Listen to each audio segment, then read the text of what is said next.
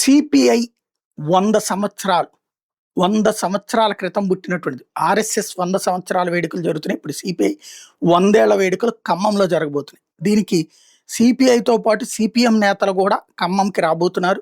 8 దేశాల ప్రతినిధులు రాబోతున్నారు ఈ నెల 18వ తారీఖున.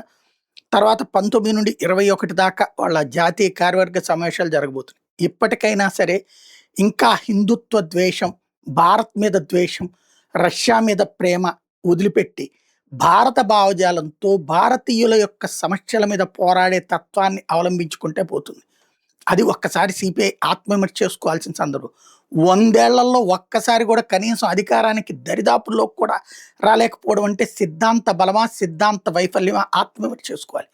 ప్రధానంగా విదేశీ మనసుతో స్వదేశీ శరీరంతో పనిచేయడం మానేసి స్వదేశీ ఆత్మతో పనిచేయడం ప్రారంభించిన నాడు పల్లె ప్రాంతాల దగ్గర నుంచి పట్టణ ప్రాంతాల దాకా పేదల గుండెల్లో ఒకప్పుడు డప్పులు మోగించినటువంటి వామపక్షాలు ఉన్నత స్థితికి రావడం అన్నటువంటి దానికి ఆరంభం పడుతుంది, బీజం పడుతుంది.